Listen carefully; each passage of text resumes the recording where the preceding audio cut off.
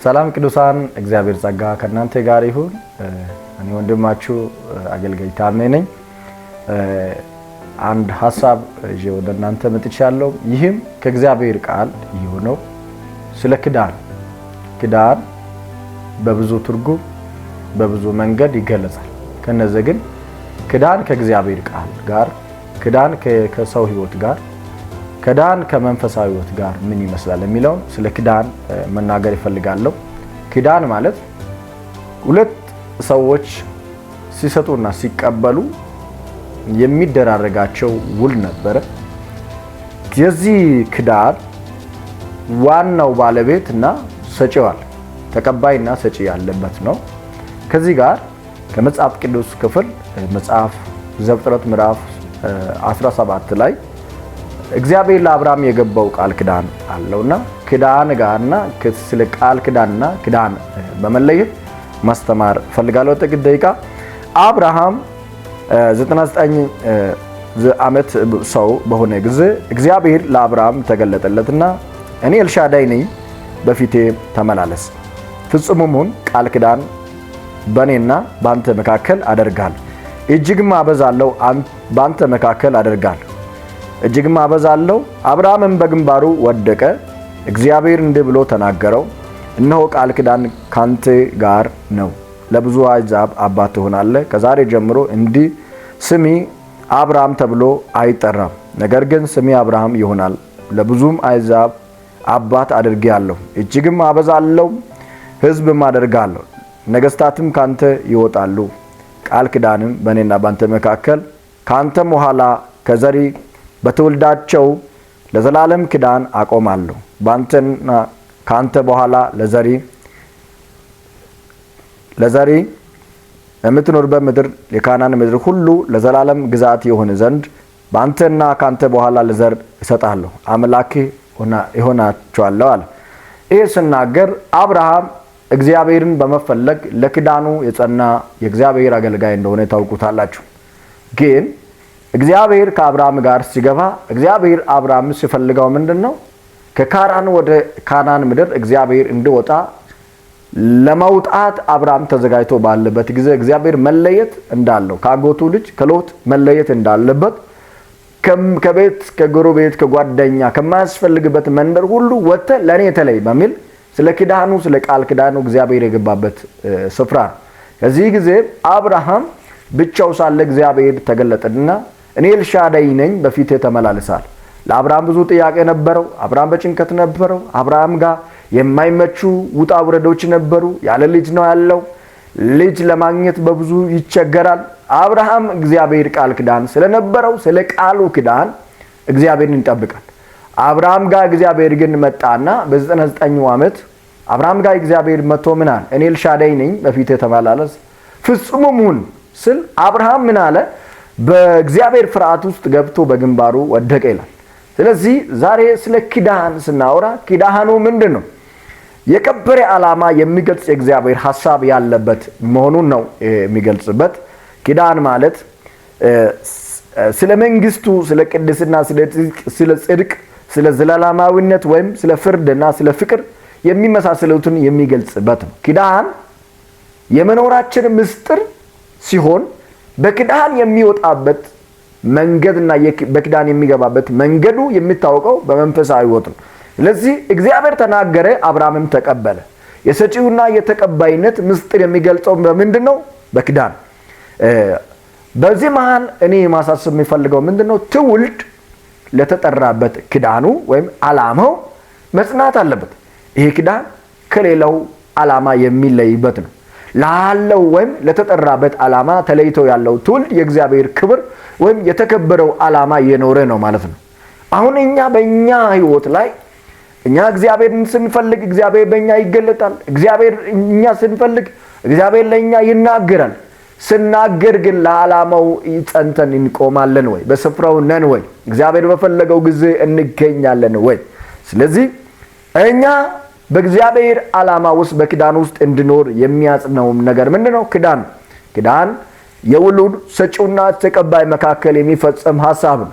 ስለዚህ ከዚህ ጋር አያይዤ አምላካዊ ኪዳን የማይናወጥ የከበረና ቅዱስ የሆነው የማይለዋወጥ ፍጹምነት ያለው ተስፋ።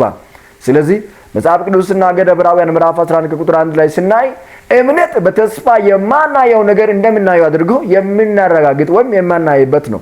ስለዚህ የምናየው ነገር ምንድነው? በእምነትና በተስፋ ነው። ተስፋ የሚሰጥ መጽሐፍ ቅዱስና ተስፋ የሚሰጥ እርሱ ምናል የታመነ ነው። ስለዚህ ታመነን እንድኖር በእግዚአብሔር ቃል እንድንጸና ኪዳን ያስፈልጋል።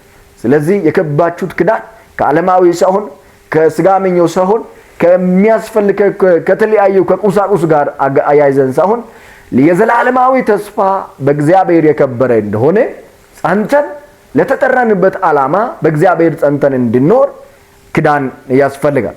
ኪዳን ማለት በኪዳን ምክንያት ፈጣሪው አምላክ በሚሰጠው ረድኤትና በጸጋው እርሱ የማይጠፋ ወይም የማይሸነፍ የሚጸና እንደሆነ ይፈልጋል።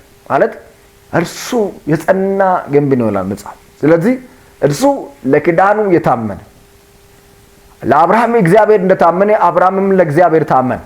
ምክንያቱም እርሱ እግዚአብሔር ታምኖ እንዳለ አብርሃምም ታምኖ ብቻው ሳለ እግዚአብሔር ጠርቶ አብርሃም ሆይ በፊቴ ተመላለስ ያለው እግዚአብሔር እንደማያወርድ እንደማይጥል አብርሃምም በልቡ እግዚአብሔርን አመነ።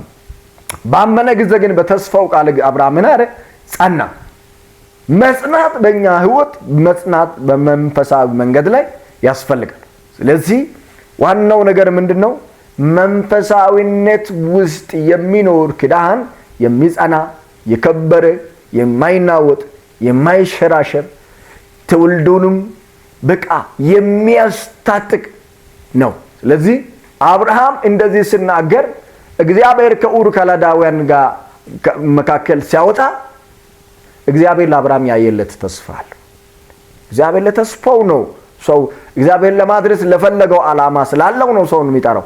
ለተጠራበት ዓላማ ግን ግለሰቡ አውቆ ከወጣ እግዚአብሔር ከኪዳኑ ጋር ያገናኛል። ስለዚህ ቅዱሳን እኔ የሚለው ነገር ዛሬ ምንድነው? እግዚአብሔር ለሰጣችሁ ኪዳን ጸንታችሁ ቆሙ።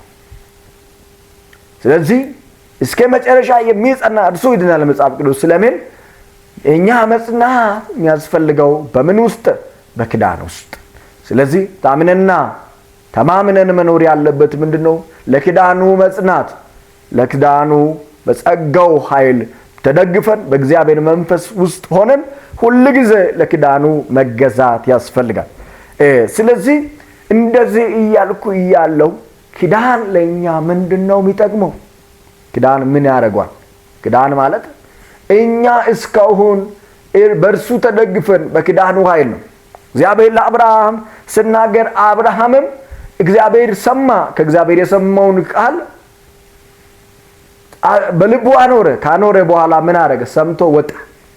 ሲወጣ ግን እግዚአብሔር ብቻዬን አበዛሃለሁ፣ እኔ ሕዝብ አደርጋለሁ፣ እንኳን ካንተ እንኳን ከማጸኔ እንኳን ከሆዲ እንኳን ከህይወቴ ልጅ ይወጣል ብቻ ሳይሆን አንተ የትውልድ አባት ትሆናለህ፣ አበዛሃለሁ፣ አከብርሃለሁ፣ የብዙ አሕዛብ አባት አደርጋለሁ፣ ባንተ ውስጥ ትውልድ አለ፣ ባንተ ውስጥ የሚጠራው ትውልድ አለ በማለት እንኳን ለዚህ ትውልድ ብቻ ሳይሆን ከኋላ የሚመጣ ለዘርዘሪ ጭምር እግዚአብሔር ከአብርሃም ጋር ኪዳን የገባለት ሆትም። ስለዚህ ኪዳን ለዛሬ ብቻ ሳይሆን ለቀጣይም ትውልድ የሚገባበት የእግዚአብሔር መለኮታዊ ውል ስለሆነ እናንተ በምትኖሩበት መንገድ ሁሉ ላይ እግዚአብሔር ለኪዳኑ የታመነ ነው። እናንተም ለእግዚአብሔር ታመኑ። ስለዚህ ዳዊት እንደዛ አለ፣ አንድ ጊዜ የመንገዴን አደራ ለእግዚአብሔር ስጥ፣ እርሱ ጎዳናዬ ምን ያቀናል እንዳለው ጎዳናዬን እንዲያቀና እግዚአብሔር ምን ማድረጋል? መፈለጋል። በኪዳናችን መጽናት አለብን። ስለዚህ ትውልድ ሆይ ማንቃት ያለብን እኛ ኪዳን ጋር እየሄድን ነው። ኪዳን ከኛ ጋር አለ ሆይ በእውነት። ስለዚህ በኪዳናችን መጽናት አለብን። ስለዚህ እግዚአብሔር አደርጋለሁ ብሎ ከወጣለት በእውነት ይሄ እንደዚህ ሲያደርግ አብርሃም ብቻው በሚያለቅስበት ከ70 ዓመት ምርኮ በኋላ እግዚአብሔር ለትውልድ እመልሳለሁ ያለው የተስፋውን ቃል እግዚአብሔር አልሻረም አላበላሽም። ግን ለተናገረው ነገር እግዚአብሔር ስለተናገረው ነገር የማይጸጽት የማይለዋወጥ የከበረ ዓላማ ስላለው ጸንቶ ቆም። መጨረሻ ላይ ምንድነው መናገር የሚፈልገው? ኪዳን ለኛ ምንድነው ሚለውን ስናጣቃልን ትውልድ ማወቅ መረዳት ያለበት ነገር ምንድነው? ኪዳን የእስካሁን የመቆየታችን የመጠበቃችን ያለ መጥፋታችንና የጸጋና የሞገስ ማግኘታችን ምክንያት ከመሆኑም በላይ የነገ ተስፋችን በራሱ በኪዳን የተመሰረተ ነው። ያለ ኪዳን እኛ ምንድነን? ባዶ ነን። ትውልድ በምንወጣበት በምንገባበት መንገድ ሁሉ በክርስቶስ ኢየሱስ ጸንተን በኪዳናችን ላይ ጸንተን በጸጋው ኃይል ተደግፈን በእግዚአብሔር መንፈስ ውስጥ ሆነን ኪዳናችንን ጠብቀን እንድንኖር እግዚአብሔር እኔና እናንተን ይርዳን። እግዚአብሔር ኢትዮጵያን ይባርክ። ሰላም ለእናንተ ይሁን። ሻሎም